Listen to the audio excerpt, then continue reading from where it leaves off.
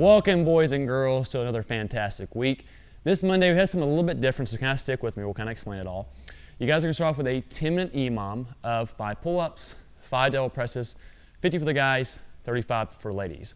As soon as the 10 minutes is up, you'll move directly into an EMOM as long as possible, or 10 minutes, whichever one comes first, of 6 pull-ups, 5 double presses. On the next minute, I'll go into 7 pull-ups, 5 double presses, 8 pull-ups, 5 double presses, 9 pull-ups, 5 double presses, increasing by 1 on the pull-ups for as long as I can, including those 5 double presses or the 10 minutes.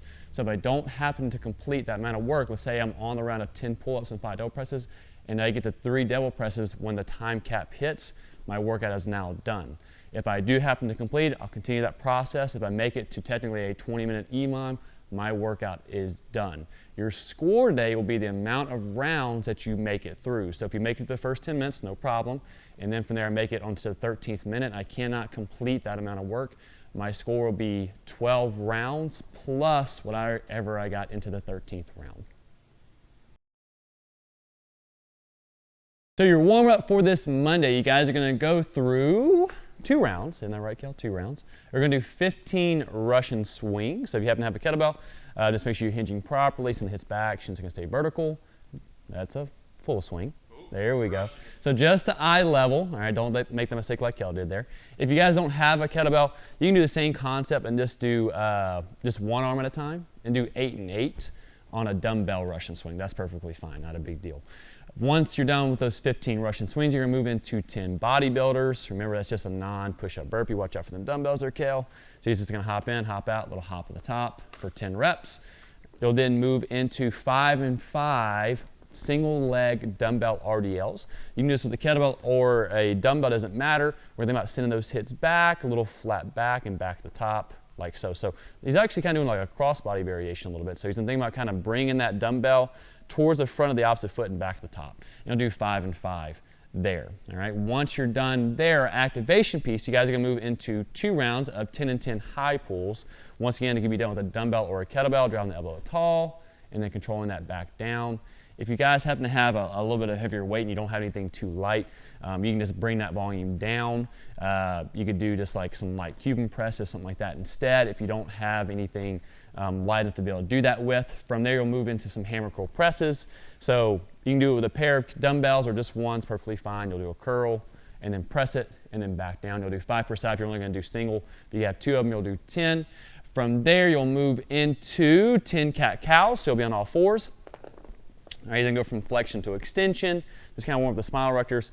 He's going to bring the hands in closer this time, though. All right, so palms close, you can go from flexion to extension. Getting a little bit more thoracic spine. We'll bring those hands a little bit closer instead of getting the full back itself. Because also we're going to do some flexion extension during those double presses here today.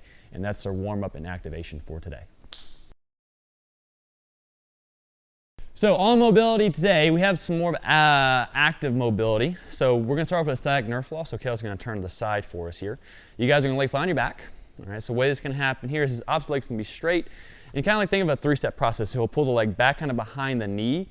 He'll then lock his knee out as best he can, point that toe down, and then reverse out of that. So he'll go toe, knee, and then kind of relax the leg a little bit. And you'll do 12 reps per side. Once you complete the 12th rep on the opposite leg, he'll then come down to his knees. Do a little wrist stretch here. The double presses with the pull-ups will start to get a little grippy here today. So he's going to have his fingers facing forward. He's just going to lean forward, and he'll camp out there for about 90 seconds. Now, if you guys want to do maybe like 45 seconds there and then 45 seconds with the fingers facing towards you, that's perfectly fine too, and to kind of change it up a little bit. From there, you're going to stay on all 4s. You guys are going to do a quadruped, which is just being all 4s. So it's a fancy name for being all 4s. T-spine rotation. So the way it's going to look is Kale's going to put his hand on his ear. He's going to put his left hand where his right hand was.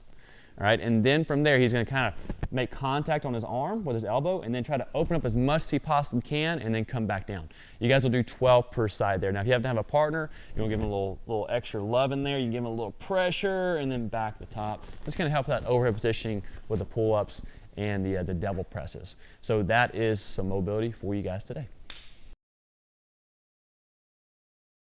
Movement demo time. So just kind of going back over the workout one more time because I know it can be a little confusing the way it's kind of worded or even written. So you guys are going to go through for 10-minute EMOM. You're going to do 5 pull-ups, 5 devil presses, and you'll do that for 10 minutes, every minute on the minute. So once I complete that last devil press, let's say it's at 9:45 when I complete that last devil press, on the 10th minute, I'm then from there going to move to as long as I can in EMOM style or 10 minutes, whichever comes first. I'm going to do 6 pull-ups, 5 devil presses. Let's say I finish that at 10:47 at the 11-minute marker. Now it moves into 7 pull-ups, 5 devil presses. On the 12th minute, 8 pull-ups, 5 devil presses. And I'm going to keep climbing that ladder until I cannot complete that amount of work within that prescribed amount of time frame, that 1-minute block. Or if I happen to get to that last round and finish it, then my score overall is a 20 and I've won the workout. All right, so we're also not going to demonstrate pull-ups. If you guys happen to have a pull-up rig, great. Knock those out. If you happen to have a set of rings, you could do ring rows instead. That's perfectly fine. But we are going to give you guys a couple different options if you don't have any of that equipment at home. So some different options you guys can do. You could do obviously a rowing variation where you just do a dumbbell row or a kettlebell row if you happen to have a pair of kettlebells or dumbbells. You could do a one-arm row, obviously.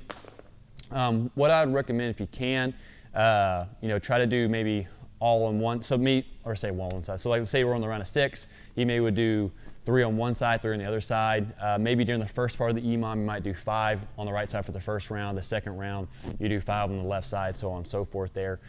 Those are just a couple different options. If not, if you guys are like, look, I don't really like the rowing variation, that's going to probably get the same stimulus overall for the best that we can.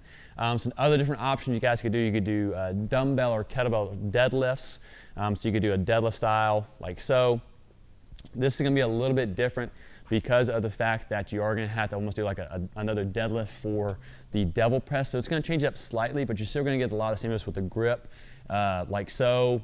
Still going to be a fast repetition movement. You guys could do V-ups instead as well on the floor. Instead of doing pull-ups, you'd increase the V-up variation. That's fine. You could do that. So show them this 1 or 2 V-ups there, Kale. All right, like so. You could do a V-up instead. You could do a tuck-up if you guys don't want to do V-ups. All are perfectly fine. You can even do sit-ups. You want to do sit-ups instead of V-ups. And then lastly, it's going to completely change the workout altogether. But I'm just giving you guys some different options. We're not in a perfect case scenario, so we're going to give you guys as much options as we can. Is you guys can just substitute out push-ups instead of doing pull-ups, even though it's going to be a pressing movement instead of a pulling movement. And you're going to have to press off the floor during the devil press. So it's going to feel a little bit different, but I'm just giving you guys different options here. So so that's different options instead of doing the pull-ups. For the devil press, let's kind of review that again. If you guys have the pair of dumbbells, that's also what you're going to be using here today. So you'll go down, make sure the dumbbells are wide enough to where the chest can clear into the floor. He'll then hop his feet in, not too close, hinging those dumbbells back, and then keeping those dumbbells close to that punching position overhead. That's going to be the full-on prescribed option. If you're going to do one dumbbell, let's say we only have one dumbbell today, you'll just do a single arm variation of it, like so.